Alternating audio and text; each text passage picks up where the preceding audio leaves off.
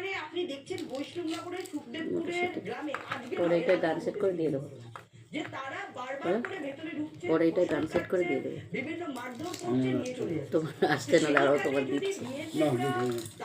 এই যারা ঢুকছে ঢুকে যাচ্ছে, তারা ঢুকছে, আইনগতভাবে ঢুকছে, বেআইনিভাবে ঢুকছে, ভারতে ঢুকে তারা লুট করে নিয়ে যাচ্ছে। আপনি এটা দেখান যে আপনার বাংলাদেশে ঢুকে ভারতের লোকরা লুট করে নিয়ে যাচ্ছে, আপনি যেটা বলবেন আমরা মেনে নেব। কিন্তু আমাদের ভারতবর্ষে ঢুকে এই বাংলাদেশের যারা আছে তারা লুট করে নিয়ে যাচ্ছে, আর আপনারা বলছেন আমাদের বাংলাদেশি লোকরা আঘাতপ্রাপ্ত হয়েছে। দেখেন একবার, এবারে আঘাতপ্রাপ্ত যদি হয়ও, তারা যদি লুট করে নিয়ে যায়, ফসল কেটে নিয়ে যায়, ফসল পুড়িয়ে দেয়, বিভিন্ন অস্ত্র নিয়ে ঢোকে, তো তাদের আজকে আমাদের ভারতবর্ষের যারা নাগরিক তাদের বাঁচার অধিকার নেই? তারা নিজেরা বাঁচার জন্য তারা অস্ত্র ধরবে না? এটা স্বাভাবিক। কিন্তু আপনারা প্রমাণ দেখাতে পারবেন না, কারণ ভারতবর্ষের লোকেরা সহনশীল। আমরা কিন্তু প্রমাণ দেখাচ্ছি বারবার করে। আপনারা ভাবুন, 1,13,00,000 হিন্দু কিভাবে ভ্যানিশ হয়ে গেল বাংলাদেশ থেকে? এটা কাদের প্রচেষ্টার জন্য হয়েছে?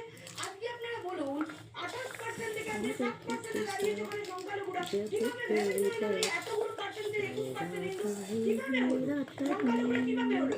এটা কিন্তু আপনাদের এই বাংলাদেশের যারা মৌলবাদী রয়েছে, যারা এইখানে জঙ্গিরা রয়েছে, তাদের এটা একটা প্ল্যান।